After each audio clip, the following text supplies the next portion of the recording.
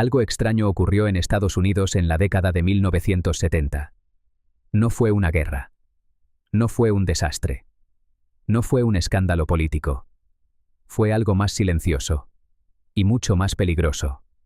Los precios empezaron a subir antes de que nadie se diera cuenta. Antes de que alguien se preparara.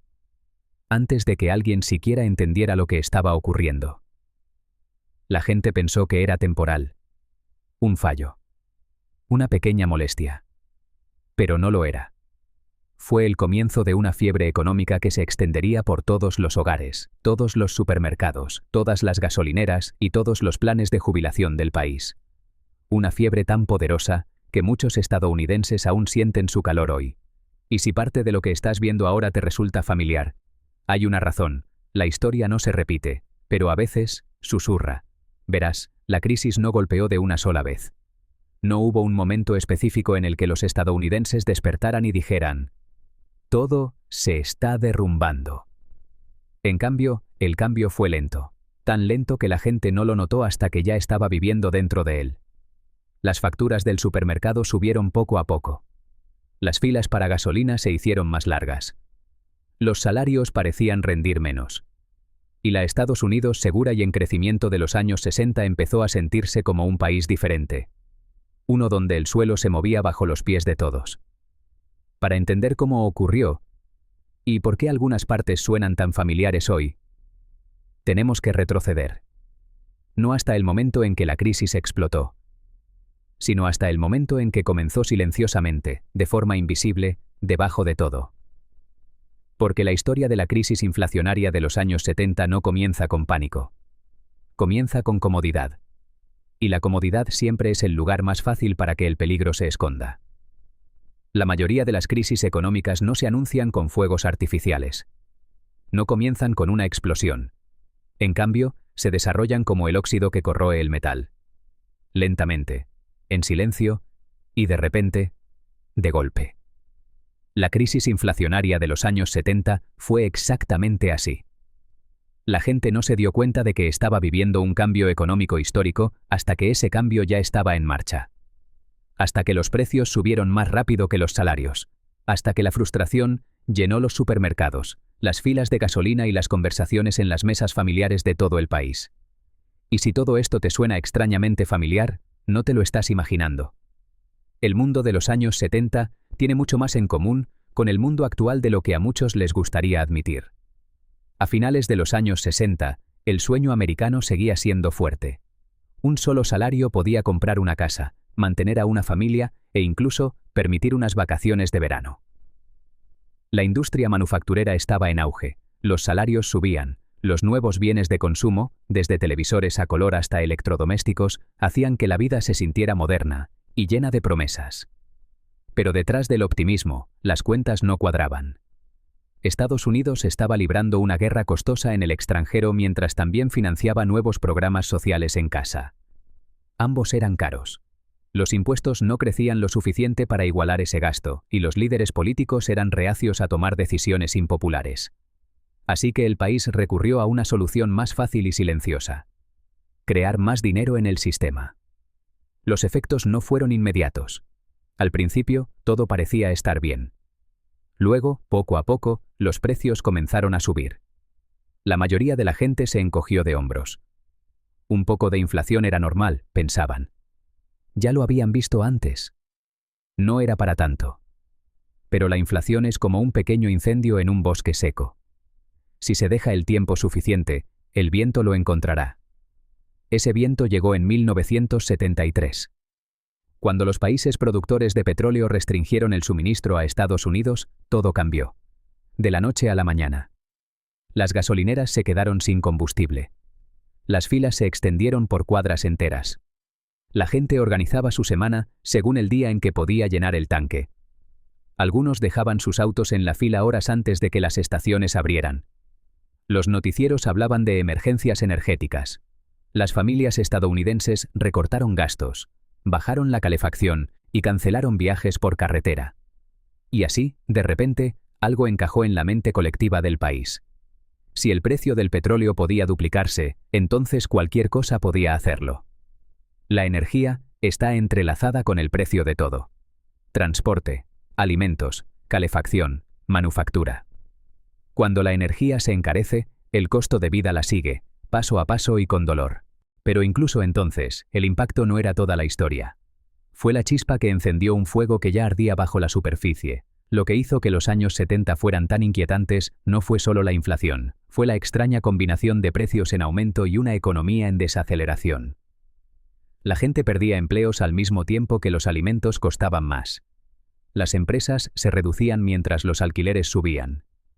Las reglas normales de la economía parecían haber dejado de aplicarse.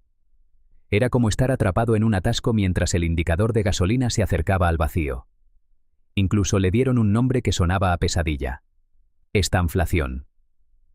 Para los estadounidenses comunes, se sentía como si el suelo bajo sus pies se moviera. El salario que antes duraba un mes ahora duraba 2 semanas. Las familias recortaron todo: carne, conducción, vacaciones, incluso compras básicas. Muchos vieron evaporarse sus ahorros en tiempo real. Los jubilados vieron cómo el poder adquisitivo de sus ingresos fijos disminuía año tras año. La gente no solo se preocupaba por el futuro, le tenía miedo. Pero, curiosamente, incluso en momentos de pánico, la esperanza aparecía en pequeños lugares. Las ciudades experimentaron con el uso compartido de autos y el transporte público. Los propietarios aislaron sus casas por primera vez. Los fabricantes de automóviles compitieron por construir vehículos más eficientes en combustible. Estados Unidos, como tantas veces, se adaptó bajo presión. Aún así, el problema de fondo permanecía: la inflación se había convertido en parte de la vida cotidiana. Los restaurantes cambiaban los precios con tanta frecuencia que los menús se escribían a mano. Los supermercados usaban etiquetas adhesivas en lugar de etiquetas impresas porque necesitaban actualizar los precios cada semana. Algunas tiendas incluso asignaban empleados para pasar todo el día cambiando etiquetas. Y en medio de todo eso, los políticos buscaban soluciones rápidas. Controles salariales. Congelaciones de precios. Nuevos programas. Nuevas promesas. Nada resolvió el problema central: demasiado dinero persiguiendo muy pocos bienes. Algo fundamental tenía que cambiar. Ese cambio finalmente llegó a comienzos de los años 80, aunque no fue indoloro. Para frenar la inflación, las tasas de interés se elevaron a niveles que pocos creían posibles. Las hipotecas se dispararon. Los préstamos se volvieron brutalmente caros. La construcción se desaceleró hasta casi detenerse. Algunas empresas colapsaron. Pero poco a poco, la fiebre cedió. La inflación bajó. La estabilidad regresó, aunque muchas familias aún recuerdan lo doloroso que fue ese remedio. Al mirar atrás, toda la década se siente como una gran lección colectiva. Un recordatorio de que la prosperidad construida sobre bases frágiles termina por resquebrajarse. Una advertencia de que el dinero no resuelve todos los problemas, y a veces crea nuevos. Y un ejemplo de cómo las presiones económicas pueden moldear no solo los mercados, sino la cultura, la política y la vida cotidiana. Entonces, ¿por qué esta historia se siente tan familiar hoy? Porque, una vez más, la gente está notando las mismas señales. Un costo de vida en aumento. Debates sobre el gasto gubernamental, choques de suministro, mercados laborales ajustados. Creciente ansiedad entre los jubilados con ingresos fijos. Y una sensación general de que todo cuesta más de lo que debería. No es que hoy sea idéntico a los años 70. La historia nunca se repite de manera perfecta. El mundo es más global. La tecnología es mucho más avanzada. Las industrias son diferentes. El panorama energético ha cambiado. Y los bancos centrales se comunican de formas que no existían entonces. Pero algunos ecos son inconfundibles. La frustración en la caja del supermercado. La sorpresa al ver las facturas de servicios. La sensación de que los ahorros ya no alcanzan como antes. Las preguntas inquietantes que la gente se hace a altas horas de la noche. ¿Y si esto continúa? ¿Está segura mi jubilación? ¿Alguna vez las cosas volverán a sentirse normales? Son las mismas preguntas que los estadounidenses se hacían hace 50 años. Y quizá esa sea la verdadera lección. No los números. No los gráficos. No las políticas. Sino la experiencia humana. La incertidumbre económica Pone a prueba la paciencia.